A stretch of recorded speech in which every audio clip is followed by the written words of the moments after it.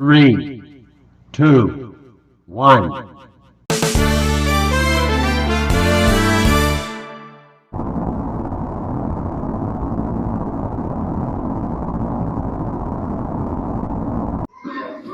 Innal hamdalillah nahmaduhu wa nasta'inuhu may yahdihillahu fala mudilla lahu wa may yudlilhu fala hadiya lahu wa asyhadu an la ilaha illallah wahdahu la syarika lahu wa anna Muhammadan abduhu wa rasuluhu amma ba'du. Pertama-tama ucapan terima kasih kepada pembawa acara yang dalam hal ini disampaikan oleh bidang pendidikan.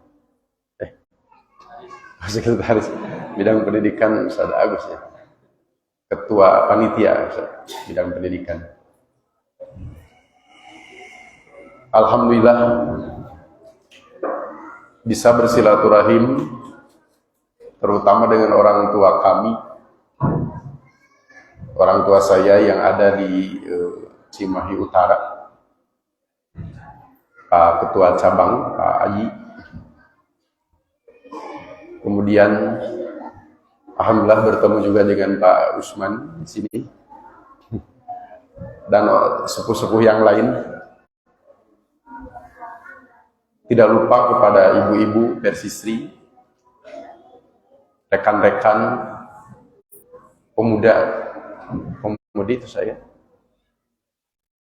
sudah hadir, ini sudah ada ya, pemudi juga, dan semua kader-kader mujadid ashabul hawaril Islam yang ada di Cimahi Utara. Pada saat ini saur orang Sunda musim kuring menuju gering kuda. Gering tapi gering kuda. Jadi bawa oleh-oleh dari umroh, yaitu batuk. Oleh-olehnya batuk. Bukan kurma. Tapi geringnya gering kuda gitu.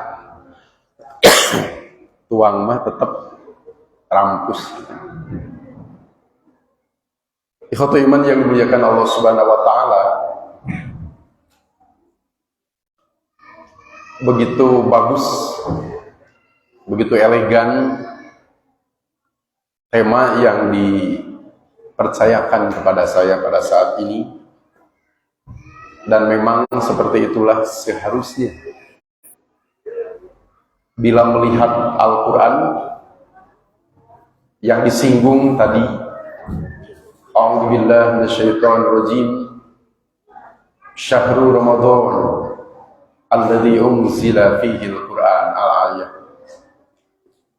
Begitupun dalam hadis-hadis sahih, terutama yang diriwayatkan oleh Imam Al-Bukhari, di mana Rasulullah SAW bersama malak Jibril di bulan Ramadan ini yudarisuhul Qur'an. Jadi bulan Ramadan sangat lekat, sangat erat dengan Al-Quran. Tetapi apa yang paling penting, yang bisa kita lakukan atau harus kita lakukan terkait Al-Quran ini, hak apa saja hak Al-Quran yang ada pada diri kita, pada diri kita semua umat Islam. Al-Quran teh kedah dikumahakeun wae. Ini sering disebut ta'amul ma'al Quran, interaksi kita dengan Al-Quran. Apa saja mestinya, apa saja harusnya, terutama yang paling penting untuk kita pemuda, untuk kita kader, kedah dikumahakeun wae. Ternyata para ulama sudah lebih dulu membahas baik yang global atau ijmal, hanya garis besar, maupun yang rinci, yang tafsil, terkait dengan apa saja interaksi kita dengan Al-Quran. Al-Quran teh kedah dikumahakeun baik.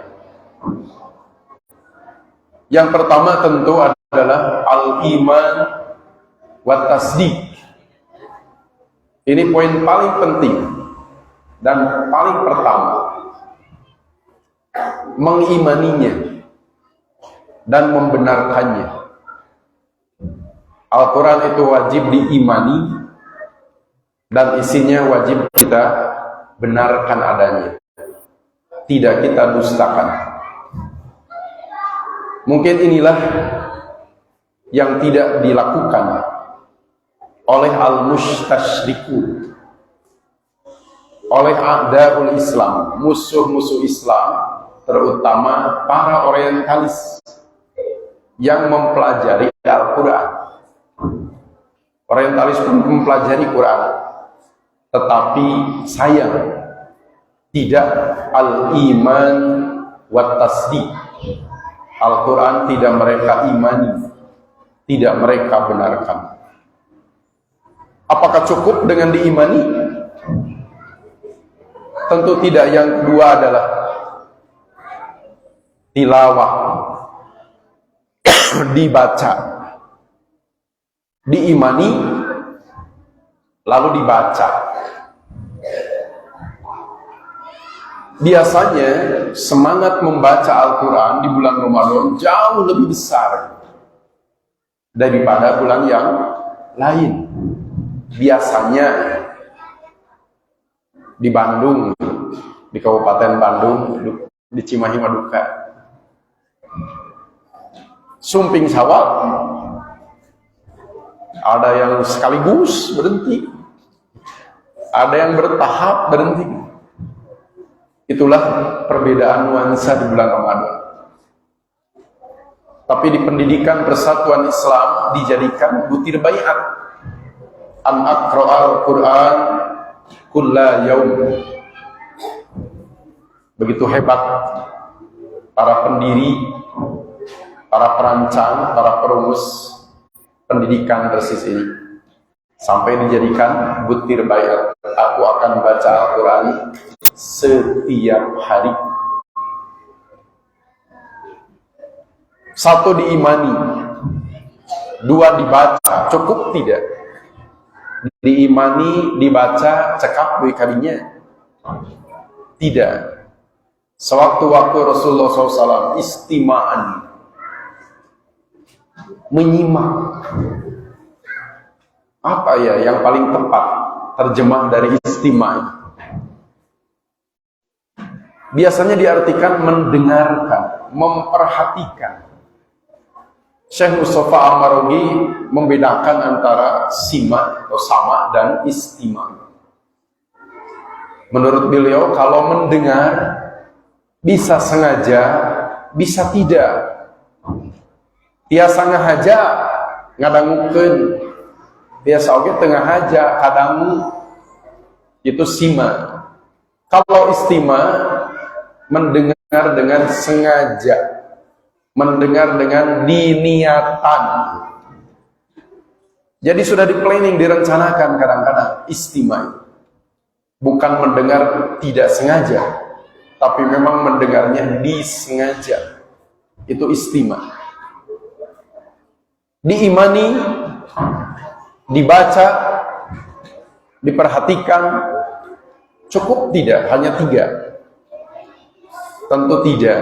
Yang keempat adalah hifzon, dihafalkan. Apa yang dihafalkan? Bukan juz amma sebenarnya, tapi Al-Quran. Disebutnya juga Al-Quran, berarti dari awal sampai akhir, dari Al-Fatihah sampai An-Nas, dari juz pertama sampai juz 30,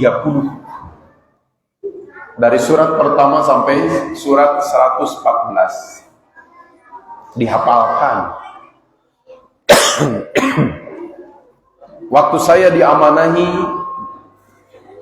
di Ketua 2 di PP Pemuda ingin memasukkan 5 juz akhir di halakoh, di materi halakoh, juz 26 sampai 30.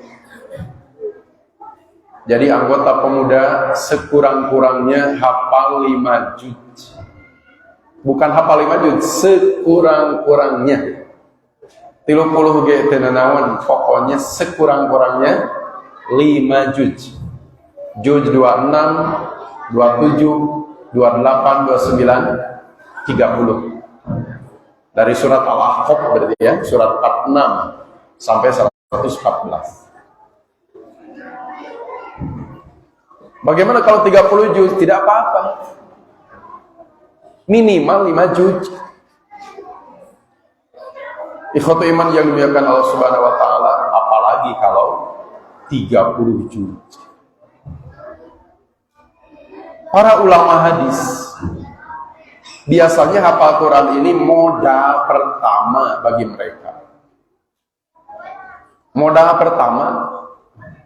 Jadi bukan puncak, bukan klimaks bagi para ulama hadis. Hafal Quran 30 juz itu baru modal pertama. Kita modal pertama juga tegaduh. Sanes kita sumkuri. Ibnu Hajar hafal Quran pada usia berapa?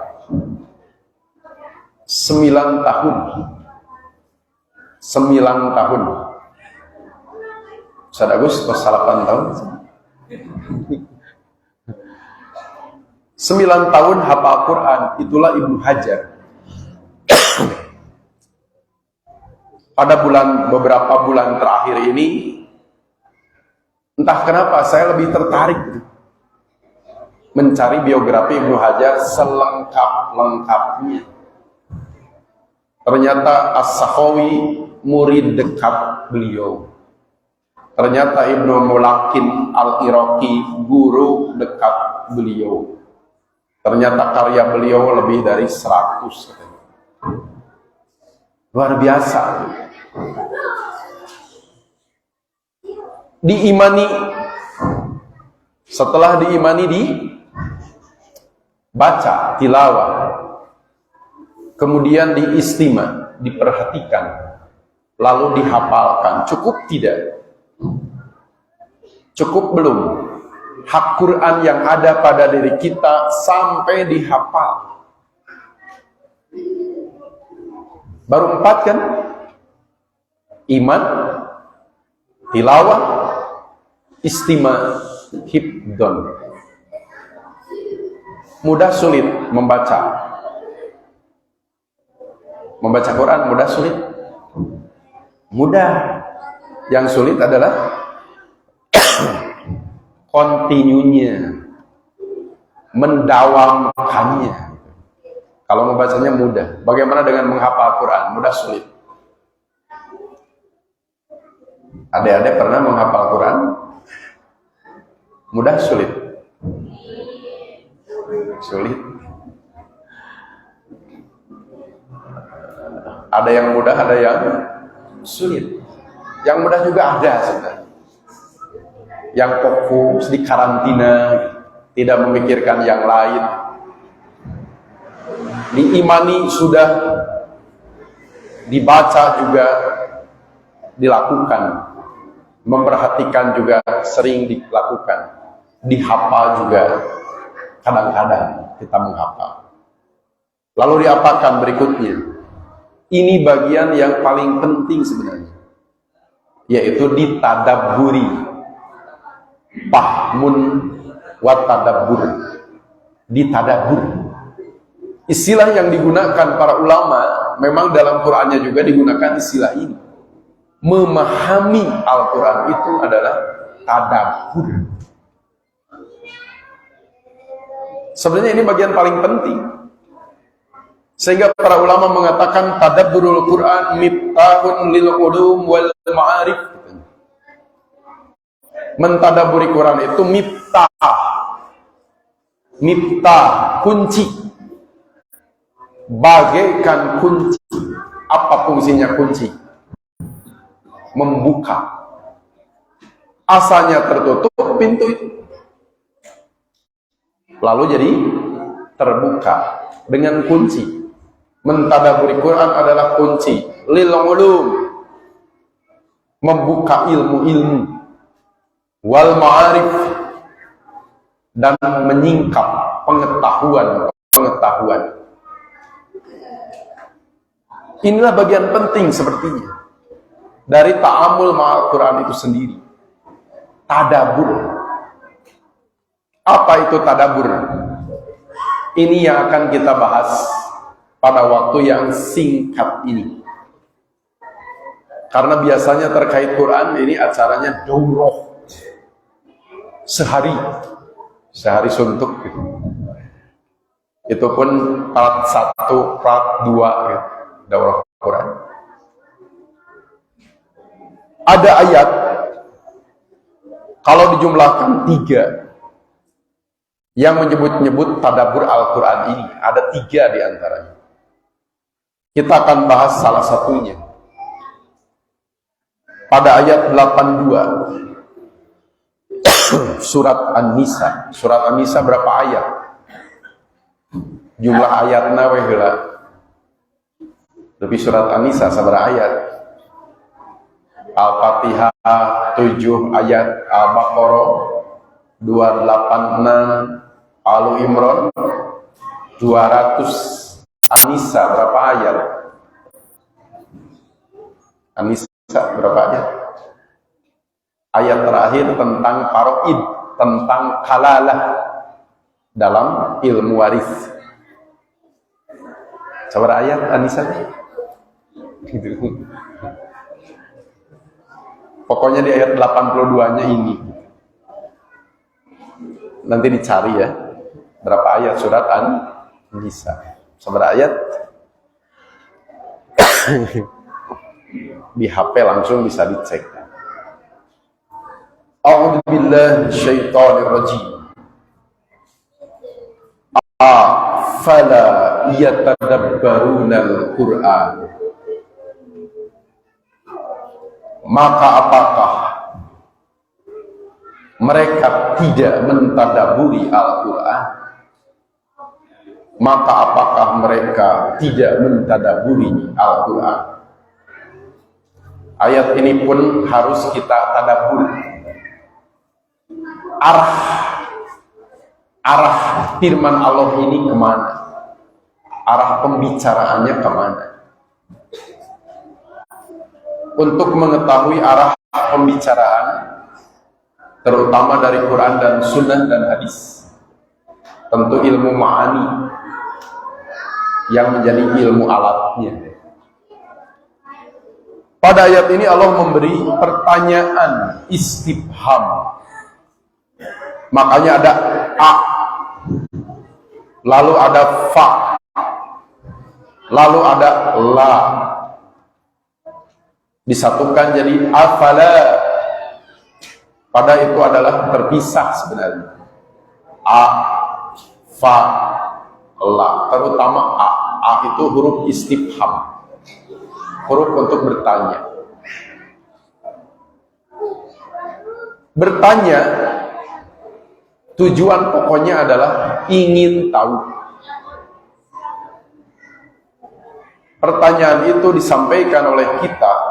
Tujuan utamanya adalah ingin tahu, hoyong terang. Nah naroskeun margi hoyong terang, ingin tahu. Kenapa ingin tahu? Kenapa ingin tahu? Karena kita belum tahu. Karena kita belum tahu, maka bertanya, mencari tahu. Itu kalau pertanyaan disampaikan oleh kita. Oleh kita. Beda dengan Allah maksudnya. Di surat Al-Hujurat, dari mulai ayat 14, 15, 16, 17, 18, disebut-sebut bahwa Allah itu mengetahui apa yang ada di langit dan apa yang ada di bumi, bahkan mengetahui segala sesuatu. Segala sesuatu Allah tahu. Allah mah segala terang. Kalau Allah bertanya, bukan mencari tahu, bukan ingin tahu. Karena sebelum bertanya Allah sudah Maha tahu. Sekali lagi, sebelum Allah bertanya Allah sudah tahu. Maka pertanyaan-pertanyaan dari Allah di dalam Al-Quran yang sangat banyak jumlahnya, bukan ingin tahu, tapi ada tujuan lain. Termasuk ayat ini. Nah, Allah naroskeun, apala yatadabbaruna al-Qur'an. Maka apakah mereka tidak mentadabari Al-Quran? Allah bertanya, tapi bukan ingin tahu, bukan cari tahu. Karena bagi Allah sebelum bertanya pun sudah tahu. Siapa yang hafal doa sholat jenazah? Doa sholat jenazah karena jarang biasanya hilap di ngapalkeun heula ngadadak. Biasanya beda dengan di Masjidil Haram, di Masjid Nabawi, 5 waktu selalu sholat mayit setelah sholat wajib. Jantan kaangge doa sholat mayit. Di antara doa sholat jenazah, Allahumma anta rabbuha wa anta khalaqtaha wa anta razaqtaha wa anta hadaitaha lil Islam wa anta, ada kata-kata a'lamu sirroha wa ala niyataha. Ya Allah, engkau lebih tahu sirroha, rahasia mayit ini, wa ala niyataha, dan yang nampak dari mayit ini. Kami tidak tahu, yang kami tahu yang nampak saja, tapi engkau maha tahu rahasia mayit ini dan yang nampak dari mayit ini. Jadi kalau Allah bertanya, bukan ingin tahu, bukan cari tahu, tapi ada tujuan lain. Apala yatadabbaruna al-Quran, apakah mereka tidak mentadabari Al-Quran? Allah tenaroskeun, nah maranehna teu merhatikeun Quran. Pada Allah tahu jawabannya. Makanya dalam ilmu balaghah, pertanyaan seperti ini sering disebut istifham, inkari. Bertanya, tapi maksudnya mengingkari. Kalau tidak mentadaburi Quran, itu adalah perbuatan yang harus diingkari. Supaya tidak diingkari, maka harus dilakukan sebaliknya, yaitu mentadaburi Al-Quran. Walau kana min indi ghairillah lawajadu fihi ikhtilafan katsiran. Seandainya Al-Quran itu bukan dari sisi Allah, tentulah mereka menemukan pertentangan yang banyak di dalamnya. Seandainya. Tapi karena Al-Quran dari sisi Allah, maka tidak akan ditemukan ikhtilaf, apalagi jumlah yang banyak.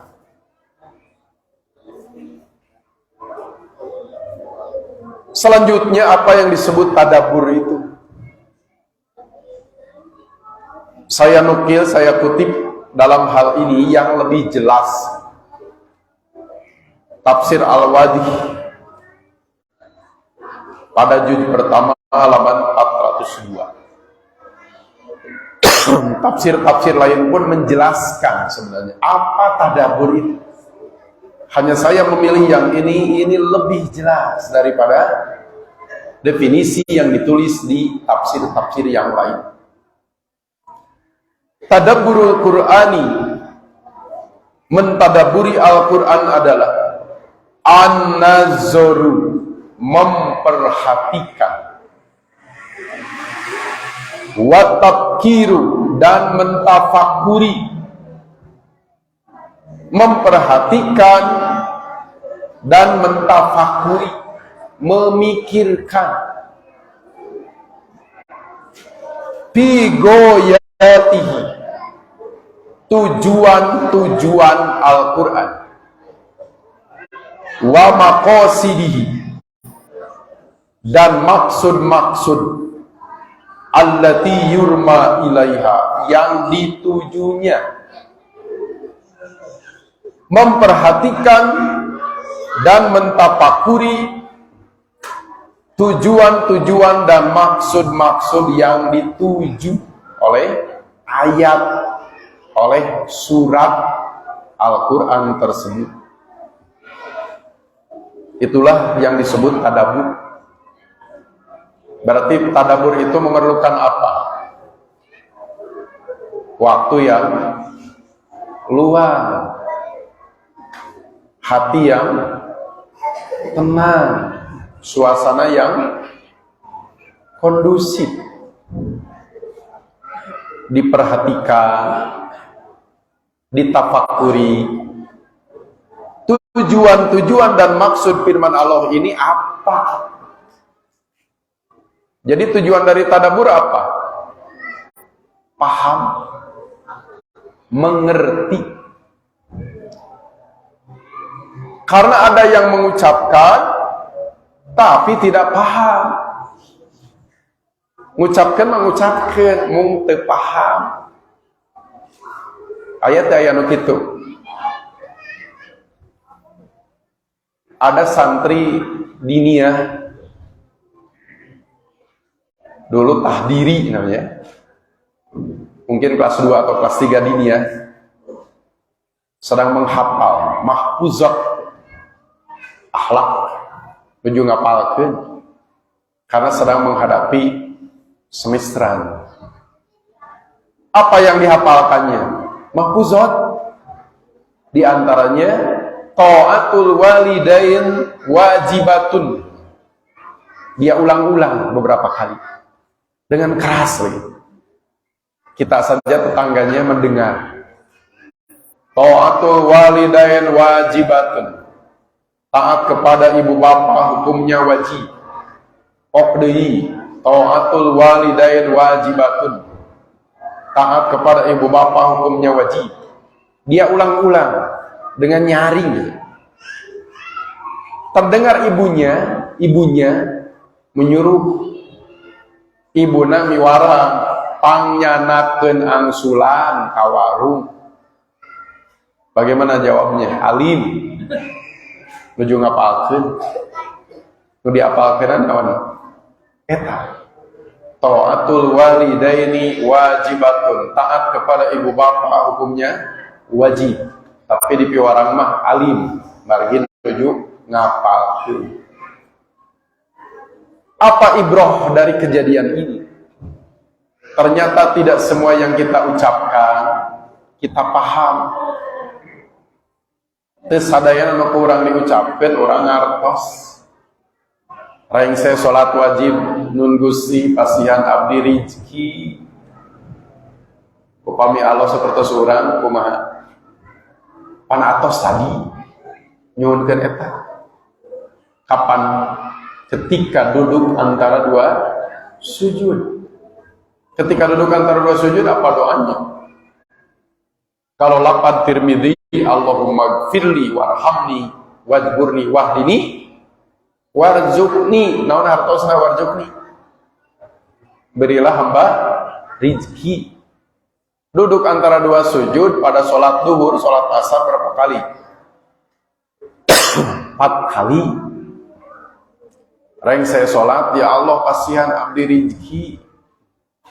Atos tadi gitu. Upami sahur kurang Allah. Nah nyuhunkeun deui. Suuzonnya. Berarti yang diucapkan tadi dalam sholat ngartos teh. Da upami ngartos mah tos 4 kali tadi. Apalagi yang ikut sholat berjamaah lalu pulang membawa senal orang. Berarti yang dia ucapkan selama sholat betul-betul tidak paham. Allahumma ba'id baini, jauhkan antara aku dengan dosa. Allahumma nakkini, Allahumma gsilni, 3 kali namanya iftitah, minta dosa supaya dibersihkan, baik yang sedang, yang akan, dan yang sudah. Bubar sholat nyanak sana batur ngartos henteu nu diucapkeun. Bari rengse sholat teh astagfirullahaladzim, astagfirullahaladzim, astagfirullahaladzim. Aku meminta ampunan kepada Allah yang Maha Agung. 3 kali lagi. Tapi bubar nyanak sana batur, berarti tidak paham. Inilah tadabbur. Tadi disebutkan oleh para ulama, miftahu lil ulum wal ma'arif. Kenapa di zaman kita sekarang, ini yang saya amati, yang saya perhatikan, seolah-olah Al-Quran teh teu aya nanaonan di Indonesia terutama, seolah-olah Al-Quran teh teu aya nanaonan. Kenapa? Mungkin ini masalahnya, tidak ditadaburi. Karena kalau ditadaburi akan membukakan lil ulum, ilmu-ilmu, wal ma'arif, dan pengetahuan. Nah, dianggap tayana naonan, tidak ditadaburi masalah.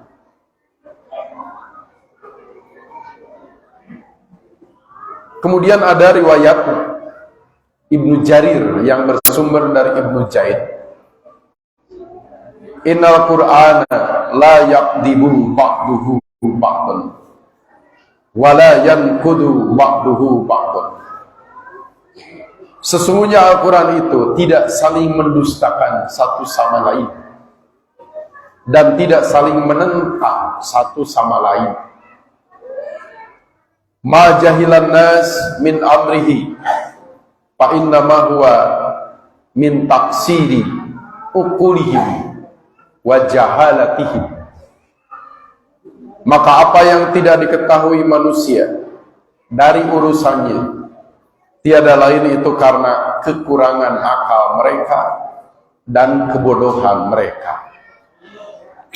Kalau kita menganggap dalam Quran ada yang saling mendustakan satu sama lain, saling menentang satu sama lain, jujur itu adalah karena taksiri ukulihim wajaharatihim.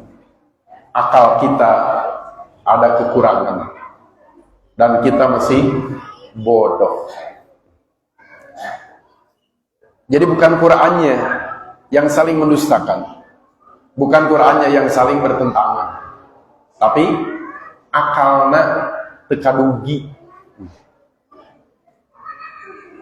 dan kita masih jahalah, masih bodoh. Kenapa? Karena di ayat tadi Allah menyebutkan seandainya bukan dari sisi Allah akan ada ikhtilaf, tapi karena dari Allah tidak akan ada. Walaupun ada, bukannya demikian adanya, tapi alat berpikir kita, alat memahami kita masih peryogi ditingkatkan. Makanya dalam riwayat lain, ini hadisnya marfu dari Rasulullah SAW. Innal Qur'an lam yunzal yukadzibu ba'duhu ba'dan bal yusaddiqu ba'duhu ba'dan. Sungguhnya Al-Quran tidak turun dengan saling mendustakan satu sama lain, tetapi saling membenarkan satu sama lain. Fama arabtu minhu fa'malu bi wa ma jahiltu minhu faruddu ila alimi. Maka apa yang kamu ketahui darinya amalkanlah, dan apa yang tidak kamu ketahui darinya maka kembalikanlah kepada yang mengetahuinya. Sakinten kita terang, tanya mereka yang secara keilmuan kita percayai mereka memahami maksud dari ayat atau firman Allah tersebut. Kemudian berikutnya dalam tafsir Al-Qurtubi ini saya nukil, bukan hanya dalam tafsir ini sebenarnya. Di tafsir-tafsir lain juga disebutkan. Wadalat hadhil ayatu wa qawlu ta'ala afala yatadabbaruna al-Qur'an am ala qulubin aqfaluha ala wujubit tadabburi fil Qur'ani liyu'rafa maknahu. Ayat ini yakni ayat 82 surat An-Nisa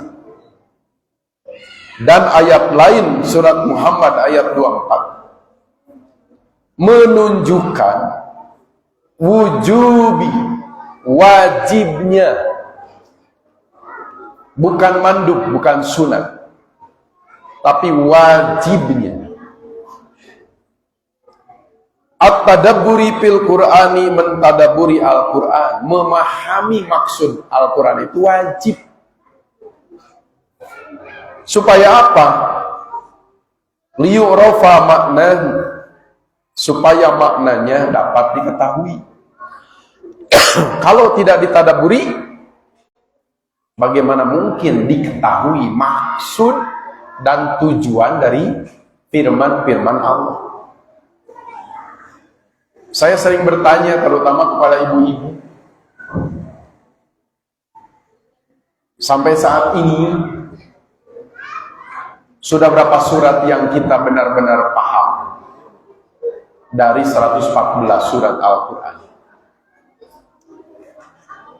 Ayat-ayat sasurat nu urang leres-leres ngartos dari ayat pertama sampai ayat terakhir. Pasti ada. Surat Al-Fatihah 7 ayat. Kita betul-betul sudah memahaminya, tujuan dan maksudnya. Bismillahirrahmanirrahim, apa maksud tujuannya? Alhamdulillahirabbil alamin, apa? Apalagi nah ar-rahmanirrahim bet aya deui. Geus teh. Nemege keselang saayat disebut lagi ar-rahmanirrahim. Bismillahirrahmanirrahim. Alhamdulillahirabbil alamin ar-rahmanirrahim. Namanya kasalangku alhamdulillah disebat deui. Kenapa ar-rahmanirrahim disebut kembali? Karena ada maliki yaumiddin. Langkung bingung, langkung lieur. Nah ar-rahmanirrahim keur mamung 7 ayat Al-Fatihah. Ieu ar-rahmanirrahim disebat deui. Mali saayat onok. Karena akan ada maliki yaumiddin. Apa isi maliki yaumiddin? Maliki yaumiddin isinya apa? Maliki yaumiddin itu isinya tarhib, berita menakutkan. Allah yang menguasai hari pembalasan, hari pembalasan. Dengan disebut hari pembalasan itu sesuatu yang menakutkan. Pikasieun supaya seimbang, pikasieun sareng pikagumiraeun, tarhib dan targhib, maka disebut lagi ar-rahmanir-rahim. Allah Maha Pengasih lagi Maha Penyayang. Bagaimana pada jiwa kita pengaruhnya membaca mendengar ayat itu? Allah Maha Pengasih, Allah Maha Penyayang, menakutkan, menggembirakan. Allah Maha Pengasih, menakutkan, menggembirakan. Allah Maha Penyayang, menggembirakan. Tapi ketika mendengar Allah yang menguasai hari pembalasan, ini menakutkan. Harus seimbang, yang menggembirakan dan menakutkan. Itu pendapat sebagian mufassir kenapa Ar-Rahmanir-Rahim disebut kembali. Padahal baru diselang satu ayat. Alhamdulillahirabbil alamin. Iyyaka na'budu wa iyyaka nasta'in. Apakah kita betul-betul paham maksud dan tujuannya? Ihdinas siratal mustaqim. Siratal ladzina an'amta 'alaihim ghairil maghdubi 'alaihim. Kenapa di dalam sholat diiringi dengan amin yang maknanya Allahumma istajib, ya Allah ijabahlah. Ijabah naon? Tadi naon? Duka. Ternyata ada doa ihdinas siratal mustaqim siratal ladzina an'amta 'alaihim ghairil maghdubi 'alaihim waladdallin. Jadi manusia itu ada 3 kelompok. Alladzina an'amta 'alaihim, al-maghdubi 'alaihim, ad-dallin. Apa bedanya? Alladzina an'amta 'alaihim memiliki ilmu dan amal lengkap. Ya ilmu, ya amal. Al-maghdubi 'alaihim punya ilmu tapi tidak punya amal. Dolin rajin amal tapi tanpa ilmu. Makanya beda sebutannya. An'amta 'alaihim, al-maghdubi 'alaihim, ad-dolin. Jadi liyu'rafa makna, supaya maknanya diketahui. Wajib tadabbur itu. Siapa yang memegang mas'uliyah, tanggung jawab ini sebenarnya? Setiap muslim wajib hukumnya memahami Al-Quran, mentadabburi Al-Quran. Sinangartos wios bari apal ge nu pokoma ngartos. Mending ngartos teh apa? Mending apal teu ngartos. Mending apal dari ngartos. Mending. Tapi kalau pilihannya satu, paham, hafal. Mana yang lebih baik? Yang lebih baik mana? Hafal atau paham? Hah? Paham lebih baik daripada hafal. Tapi hafal sambil paham tentu jauh lebih baik. Lihat dalam tafsir Al-Marughi juz 5 halaman 104. Sepertinya Al-Marughi menulisnya sambil apa ya? Bari naon menyeratna ya anjeun. Walau tadabbarul muslimuna al-Qur'an, sekiranya bahasa orang nama gitu kan, lamun sekiranya umat Islam mentadaburi Al-Quran sehingga paham maksud dan tujuan-tujuan firman-firman Allah yang dibaca, wahtadau bi, dan menjadikan petunjuk dengannya, fi kulli zaman, pada setiap zaman. Al-Quran ditadaburi, dijadikan petunjuk. Apa yang terjadi? 1. Lama fasadat akhlaquhum, niscaya tidak akan rusak akhlak mereka. Akhlak umat Islam muaraksak seandainya mereka masih mentadaburi Quran. Jadi kenapa umat Islam akhlaknya pada rusak? Bisa jadi karena memang Al-Quran tidak ditadaburi. Yang lebih mengerikan bagi saya pribadi, matak muringkak dulu, punuk, ucapan manusia biasa sampai dianggap lebih tinggi nilainya dari Quran. Cariosan jalmi teori jalmi, pernyataan jalmi dianggap lebih dari firman Allah, dipusti-pusti, diagung-agung. Di antaranya biasanya ucapan Kang Aris. Aris apa? Aya namanya Aris Cimahi. Seueur. Tapi Aris itu mah dipusti-pusti. Kedah ti Yunani gitu. Kan ucapan orang biasa. Seandainya Aristoteles itu tetangga dekat kita, tahu kesehariannya, sok wudu tara Aristoteles. Bora salat wudu ge tara. Akankah kita menganggap emas kata-katanya? Nu nyariosna ge tara salat. Sanes tara salat deui kafir. Tapi sengaja diberi panggung supaya dijadikan rujukan oleh manusia sedunia.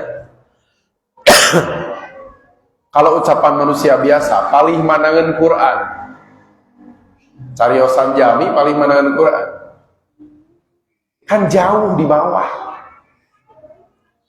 Makanya harus hati-hati juga gitu. Karena ada media biasanya quote sering menyebar quote. Hati-hati, jangan-jangan isinya menyalahi Quran dan Sunnah.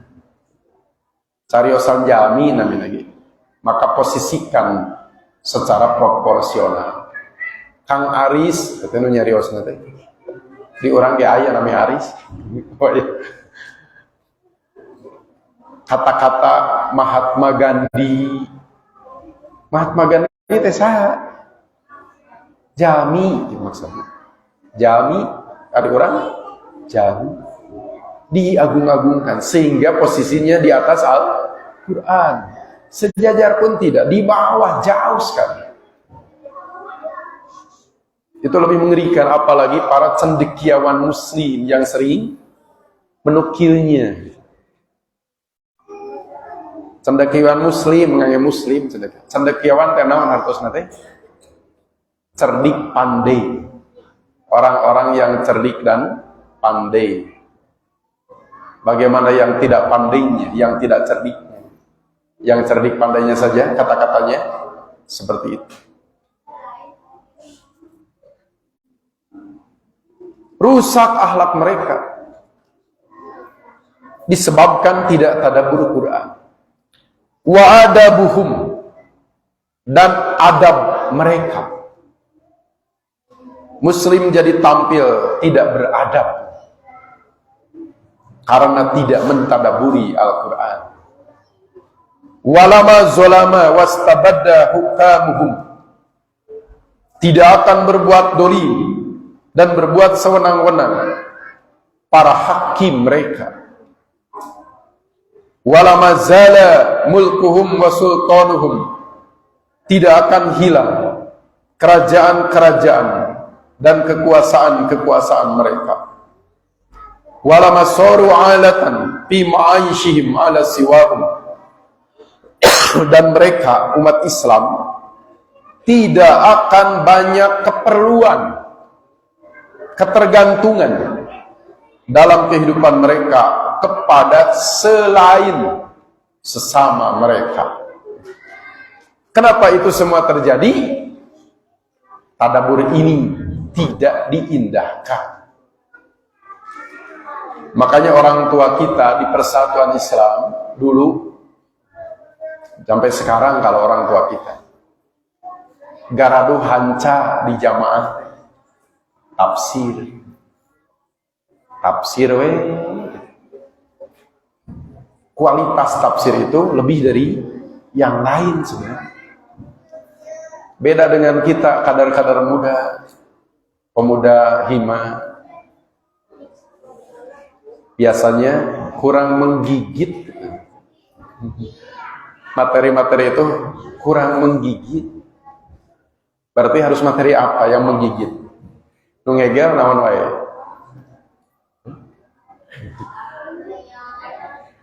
Ketika disampaikan kajian tafsir, kajian syarah hadis, dianggapnya rendahan, dianggapnya kurung batok, dianggapnya kurang gaul.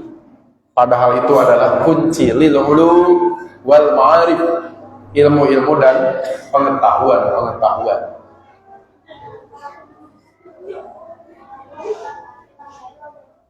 Terbayang tidak Imam Al-Maraghi menulis dalam tafsirnya kata-kata ini? Pan itu diserat ku anjeunna hanya kal gitu. Upami umat Islam ngagugu ka Allah beres roes nah kacau balau karena henteu nurut ka Allah. Jadi sekali lagi, tadabbur Quran itu hukumnya wajib. Kita semua sudah tahu definisi dari wajib. Perbuatan yang bila dikerjakan dapat pahala dan pujian. Bila ditinggalkan menjadi siksaan dan celaan. Ada tambahan itu. Dalam usul fikihnya Al-Judai Taisir Ilmi Usulil Fikhi. Saya kemarin beli di Madinah buku ini. Di urang mah asa awis meser buku itu. Di ditu mah samira ku real. Nyepeng real mah asal nyepeng kupon terusnya. Terus asal nyepeng kupon. Dipeserkeun teh teu lebar. Benten sareng nyepeng rupiah lebar. Komo diangge meser kitab. Saya beri 5 judul di Madinah. Salah satunya adalah Taisir Ilmi Usul Fikih. Dalam mendefinisikan wajib ada tambahan. Bukan hanya diberi pahala bila bekerjakan, tapi dan pujian. Bukan hanya disiksa bila ditinggalkan, tapi dan celaan. Memang seperti itu adanya. Yang terakhir, Rasulullah bersabda, sayati akan tiba, akan bade bakal. Tapi Rasul bersabda 1434 tahun silam. Sekarang 1444. Rasul bersabda 11 Hijriah ke belakang. Artinya 1434 tahun ke belakang. Akan teh bakal, tapi bakalna kapungkur gitu. Kira ku ayeuna bakal kene. Margi Rasul ngadawuh teh tos 1434 tahun kapengker. Apa yang akan datang ala ummati kepada umatku zamanun zaman taksuru bihil qurra'u yang padanya banyak al-qurra. Al-qurra bukan seorang dua orang, banyak akan datang. Wa taqilul fuqaha, fuqaha sedikit. Wa yuqbadul ilmu dicabut. Wa yaqsurul harju, dan harj banyak terjadi. Kalau mereka bertanya, wa mal harju ya Rasulullah, apakah haraj itu wahai Rasulullah? Qala, beliau menjawab, al-qatlu bainakum, pembunuhan, tapi di antara kalian. Pembunuhannya di antara kalian. Sumayati ba'da dzalika zamanun, kemudian datang setelah itu zaman yaqra'ul Qur'ana rijalun, di mana orang-orang membaca Al-Qur'an, la yujawizu taraqiyahum, dengan tidak melewati tenggorokan mereka. Baca Qur'annya hanya sampai tenggorokan, tidak melewatinya.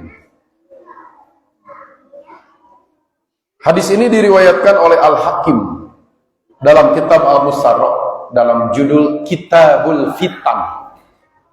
Imam Hakim punya ijtihad tersendiri Kenapa hadis ini beliau simpan di kitab Fitan? Fitan itu zaman dari fitnah. Sering diartikan huru hara di kalangan umat Islam yang akan terjadi setelah Rasul tiada menjelang kiamat. Nomor 8585, kita sering terpengaruh. Entah terpengaruh dari mana? Ayah nomor cantik. Kapungkur masa teh ayah. Tara kakuping nomor cantik. Pengaruh di mana ya nomor cantik? Jangan-jangan pengaruh peng shui gitu ya. Ada nomor cantik, nomor tampan teh ayah. Di komplek perumahan di dekat saya ada Taman Kopo Indah TKI. 1, 2, 3, 5 opatna teh ayah. Musim goreng dipilari opatnya di mana ini? Teka pendak. Kenapa 4 tidak ada? Mereka lebih tahu. Kemudian apa yang dimaksud kuro? Apa yang dimaksud fuqaha? Imam Al-Munawi dalam kitab Faidul Qadir Syarah Jami' Shaghir pada juz 4 halaman 151 beliau membahas Al-Qurra, orang-orang yang hafal Quran pada ingatannya namun tidak paham terhadap maknanya. Begitu kurang lebih terjemahnya. Alladzina yafhamuna al-Qur'an an dhahri qalbin wa la yafhamuna ma'aniyah. Al-Qur'an eta soranjeuna bakal seueur ini. Nu apal Quran mah bakal seueur. Tapi hanya kal teu terang maknanya. Sedangkan fuqaha orang-orang yang mengetahui hukum agama. Nu ngartos hukum agama mah sakedik. Nu apal Quran namun teu ngartos teu paham mah seueur. Itu sayati kata Nabi. Imam Al-Hakim menyimpan hadis ini pada kitabul Fitan. Ini kabar baik, kabar buruk. Hadis ini. Cobi dirawas-rawas. Ditelak-telak. Dupi hadis ieu kabar baik, kabar buruk. Al-Qurra seueur, kabar baik, kabar buruk. Baik, maksudnya dugi kadinya mah fuqaha sakedik kabar buruk. Nu ngartos hukum sakedik. Sanaos nu apal Quran mah seueur. Namun teu paham maksadna. Pantas kalau para ulama berpendirian tadabbur Quran hukumnya wajib. Kira-kira wajib ain, wajib kifayah. Wajib ain mah wajib kangge sadayana, wajib kifayah mah tiasa diwakilan gitu. Dupi nu ngartos Quran cekap diwakilan atanapi kada sadayana. Nampaknya lebih cenderung wajib ain. Wajib kangge urang sadayana. Diimani, dibaca, diperhatikan istima, dihafal, ditadabur. Cukup sampai ditadabur? Cekap ente, dugi kapaham. Tentu belum. Ada berikutnya. Amalan wa tatbiqan, diamalkan dan dipraktekkan. Diamalkan. Cukup sampai diamalkan? Cekap teu duit ka diamalkan? Tidak. Dakwatan wa ta'liman, didakwahkan, diajarkan, diikuti. Itulah hak-hak Quran yang ada pada kita. Quran teh kadah dikitukeun ku urang. Diimani, dibaca, diistimewa, dihafal, ditadabur, diamalkan dan dipraktekkan, diikuti, didakwahkan, diajarkan. Dari sekian ta'amul ma'al Quran tadi, yang paling perlu digarisbawahi menurut saya adalah tadabbur ini. Memahami maksud-maksudnya. Pada beberapa waktu silam, saya buat buku adab-adab dalam jihad jamiah. Salah satunya adalah mengajak memahami keseluruhan surat Al-Hujurat. Melalui buku ini, saya mengajak mentadaburi surat Al-Hujurat sementahun. Karena Al-Hujurat itu ternyata hanya 18 ayat. Ya ayyuhalladzina amanu sampai 5 kali. Isinya adab akhlak kepada Allah, kepada Rasul, kepada sesama muslim, sesama manusia. Ikhtiar membantu masyarakat, khususnya umat persatuan Islam, terutama para pemuda, pahami surat Al-Hujurat. Ada apa mutiara-mutiara yang akan ditemukan nanti? Karena husnudzon kepada pernyataan para ulama tafsir, tadabburul Quran ini miftahun lil ulum wal ma'arif. Mentadabburi Quran adalah kunci yang akan membukakan ilmu-ilmu dan pengetahuan-pengetahuan. Sehingga berbalik dengan yang tadi, Al-Quran teh sanes teu aya naonan, tapi seurna naonan. Seurna naonna Al-Quran. Bisa jadi kalau kita mentadabburi Al-Quran, merasa tidak perlu, merasa tidak butuh yang lain, merasa cukup kalau betul-betul mentadabburi. Ikhwatul iman yang dimuliakan Allah Subhanahu wa taala, itulah kiranya yang bisa disampaikan terkait bulan Ramadan, bulan Al-Quran ini. Kita jadikan momen mentadaburi barang satu surat, piraku satu ayat dari satu bulan, satu surat. Kita tadaburi wios ponok oge. Contoh Al-Asr 3 ayat, satu ayat kita tadaburi 10 hari. Ayat kahiji 10 hari pertama, ayat kedua 10 hari kedua, ayat ketiga 10 hari terakhir, sehingga satu bulan ini kita betul-betul paham apa yang dimaksud surat Al-Asr. Contoh piraku teka tanagian 3 ayat sesasi. Imam Asy-Syafi'i pernah mengatakan, "Lau ta'ammalan nasu hadhihi surat laqatathum." Seandainya orang-orang mengamati surat Al-Asr ini, cukup, kata Imam Syafi'i. Ku Al-Asr ge cekap, saur Imam Syafi'i. Anggap ditami surat Tusamis. Itu saja yang bisa disampaikan. Mohon maaf bila yang disampaikan tidak sesuai dengan apa yang ada di benak panitia terutama. Saya hanya menerka, mungkin ini yang diharapkan. Mudah-mudahan temislet mengajak kepada kita semua Ramadan ini mentadaburi barang satu surat saja, tasawiyos juj amma oge. Aqulu qouli hadza wa astaghfirullah li wa lakum. Wassalamualaikum warahmatullahi wabarakatuh.